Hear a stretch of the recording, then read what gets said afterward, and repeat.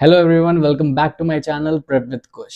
And आज मैं बात करने वाला हूं अपने आईबीपीएस क्लर्क के मेंस रिजल्ट की कि मेरा उसमें क्या रिजल्ट आया, एम आई इन और एम आई आउट। एंड जिन्होंने इसके पहले की वीडियो देखी होगी उन्हें ऑलरेडी पता होगा कि मुझे ज़्यादा कुछ उम्मीद था नहीं इस आईबीपीएस क्लर्क के मेंस के रिजल्ट से, क्योंकि मैंने उतना अच्छा एग्जाम दिया ही नहीं था। एक्चुअली जो सेंटर था वो मेरे घर से काफ़ी ज़्यादा दूर था एंड जो शिफ्ट मुझे मिला था वो सुबह 7 बजे का था, जिसकी वजह से मुझे एक दिन पहले जाना पड़ा था। उस टाइम पे काफ़ी ज़्यादा ठंड थी, जिसकी वजह से मुझे काफ़ी ज़्यादा सर्दी खांसी होके रखा था एंड मेरा पूरा फोकस उसी में चला गया एंड मैं बिल्कुल भी एग्ज़ाम में फोकस नहीं कर पा रहा था। मैं ऑलमोस्ट 3 रात से उस टाइम पे सोया नहीं था, बट फिर भी मैं किसी तरीके से वो एग्ज़ाम देने गया था। 7 बजे का शिफ्ट था, जिसके लिए मैं अपने दोस्त के फ्लैट से 4 बजे निकला था एंड जब मैं वहाँ पे पहुँचा तो मुझे पता चला कि एग्ज़ाम थोड़ा लेट होने वाला है। एंड फाइनली सब कुछ प्रोसीजर होने के बाद, चेकिंग वगैरह होने के बाद, जो हमारा एग्ज़ाम था वो 10 बजे से स्टार्ट हुआ था।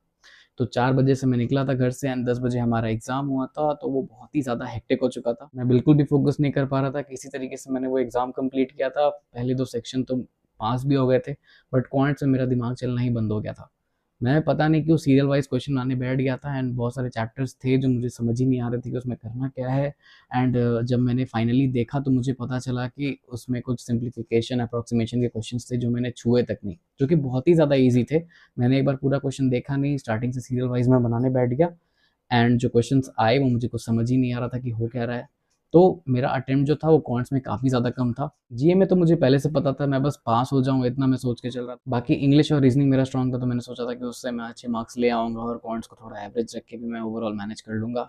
बट तबीयत ही वैसी नहीं थी, तो जो मैंने इंग्लिश और रीजनिंग दिया था वो भी मेरे उम्मीद जितना तो नहीं गया था। मेरे मार्क्स ओके आए हैं उसमें, ओके तो नहीं कहूँगा, ओके से थोड़े नीचे ही हैं, बट क्वांट्स में तो बहुत ही खराब मार्क्स आए थे मेरे। एंड जीए में मैं सेक्शन मैंने क्लियर कर दिया था एंड यहीं कहीं पे मेरा रिजल्ट आपको शो हो रहा होगा स्क्रीन। सो मुझे ज़्यादा उम्मीद तो नहीं थी इस रिजल्ट से, बट फिर भी एक एंटिसिपेशन, एक वेट तो होता ही रिजल्ट का। तो मैंने रिजल्ट चेक किया एंड मुझे पता था कि होने वाला तो नहीं है, बट बहुत सारी चीज़ें सीखी मैंने इस बार एग्ज़ाम देके, मेंस देके एंड कैसे उसके लिए आपको प्रिपेयर करना है एंड सब कुछ अगर आप प्रिपेयर करके भी रखे हो, क्योंकि मैंने सोचा था कि मैं क्लर्क तो निकाल ही लूँगा, बट तबीयत भी एक बहुत इंपॉर्टेंट रोल प्ले करता है। अगर आप मेंटली फिट नहीं है, अगर आप फिजिकली फिट नहीं है, तो अगर आप सब कुछ पढ़ के भी गए हैं, आपकी तैयारी भी पूरी है, स्टिल आप अच्छे से एग्ज़ाम नहीं दे पाओगे एंड पूरा आपका 1 साल उसकी वजह से भी बर्बाद हो सकता है। तो सिर्फ पढ़ लेना, प्रैक्टिस करना इंपॉर्टेंट नहीं है, साथ ही में आपको अपने हेल्थ का भी ध्यान रखना होगा, अपने स्लीपिंग शेड्यूल का भी ध्यान रखना होगा एंड साथ ही साथ आपको मेंटली भी फिट होना होगा, ताकि आप शांत मन से एग्ज़ाम दे पाओ और कैसे आपको क्वेश्चंस को टैकल करना है वो आपको पता होना चाहिए। क्योंकि मैंने पीओ मेंस भी दिया था एंड उसमें मुझे ज़्यादा स्कोर आया है बीपीएस क्लर्क मेंस के स्कोर से। सो जिन लोगों को भी लग रहा है कि मैं ऐसा कोई एक्सक्यूज़ दे रहा हूँ, तो वैसा कुछ नहीं है, क्योंकि क्वेश्चंस कोई हार्ड नहीं आए थे, क्वेश्चंस काफ़ी ईज़ी थे अकॉर्डिंग टू मी। बट वही है कि मैं मेंटली प्रिपेयर्ड नहीं था उन क्वेश्चंस के लिए एंड फिज़िकली फिट नहीं था मैं एंड मुझे क्वेश्चंस देखने में भी काफ़ी ज़्यादा इश्यू हो रही थी, मैं स्क्रीन लगातार देख नहीं पा रहा था। तो ये सब रीज़न भी था, मैं कोई एक्सक्यूज़ नहीं दे रहा हूँ, गलती पूरी तरीके से मेरी थी कि मैंने अपनी तबीयत का ध्यान नहीं दिया। But still I am saying कि ये सब फैक्टर भी बहुत मैटर करता है। तो अगर आप सब कुछ पढ़ के गए हो, सब कुछ आपका कंप्लीट हो गया है, स्टिल ये सब चीज़ की वजह से भी आपका साल बर्बाद हो सकता है।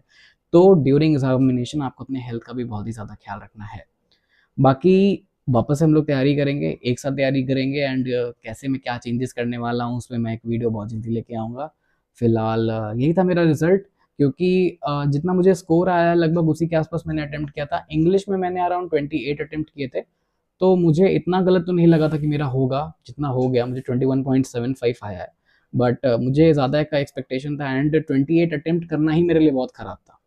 Because English is my strong point, but बहुत ही ख़राब अटेम्प्ट हुआ था मेरा, 28 ही अटेम्प्ट हुआ था एंड बहुत ही ज़्यादा वो पैसेज वगैरह थे एंड मैं वो ठीक से मैं टैकल ही नहीं कर पा रहा था, मुझे क्लियरली दिख ही नहीं रहा था उस टाइम पे, तो उसकी वजह से मैं शायद नहीं कर पाया पूरी तरीके से उसे अटेम्प्ट।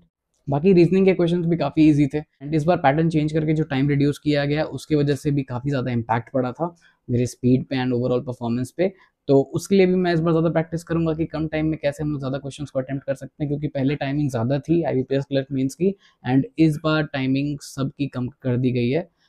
इंग्लिश एंड जीए में तो मेरे ख्याल से ठीक ही है, क्योंकि उसको आपको सिर्फ पढ़ना होता है एंड क्वेश्चन सॉल्व करना होता है, तो वो मैं कर सकता हूँ। बट क्वांट्स और रीजनिंग में मेरे लिए अभी टाइम मुझे कम लग रहा है, तो मुझे प्रैक्टिस और ज़्यादा करनी होगी ताकि उसी टाइम फ्रेम में मैं ज़्यादा क्वेश्चन सॉल्व कर पाऊँ। बाकी कॉन्ग्रेचुलेशंस टू ऑल जिनका हो गया है एंड जो अच्छे नंबर से पास हो गए हैं, जिनकी पोस्टिंग हो गई है एंड इवन दो मुझे पता था कि मेरा रिजल्ट पॉजिटिव नहीं होने वाला है, बट स्टिल एक दुख तो रह जाता है। बट ज़्यादा मैं टेंशन में नहीं हूँ, क्योंकि इस बार मैं डबल मेहनत करने वाला हूँ। एंड जो भी कमी रही है, जो भी चैप्टर्स मेरे नहीं हुए हैं अभी के ड्यूरेशन में, मैं वही चैप्टर्स कंप्लीट कर रहा हूँ। एंड अभी कुछ मैं फैमिली इश्यूज़ की वजह से थोड़ा बिजी था, तो मैं वीडियोज़ नहीं बना पाया। बट क्या प्रिपरेशन रहने वाली है, क्या स्ट्रैटेजी मैं यूज़ कर रहा हूँ इस ईयर, उसकी एक कंप्लीट वीडियो मैं बहुत जल्दी लेके आऊँगा। साथ ही में इंग्लिश की एक पूरी स्ट्रैटेजी की वीडियो भी मैं लेके आने वाला हूँ। So make sure to subscribe to my channel, क्योंकि बहुत सारे इन्फॉर्मेटिव वीडियोस अभी आने वाले हैं, बहुत सारे वीडियोस लाइंड अप है, कैसे मैं क्या करने वाला हूँ सब मैं बताने वाला हूँ। एंड इस ईयर हमें सिलेक्शन लेके ही रहना है। एंड अगर इस वीडियो से आपको कुछ भी सीखने को मिला हो तो please like share and subscribe to my channel. मिलते हैं नेक्स्ट वीडियो में, तब तक के लिए बाय।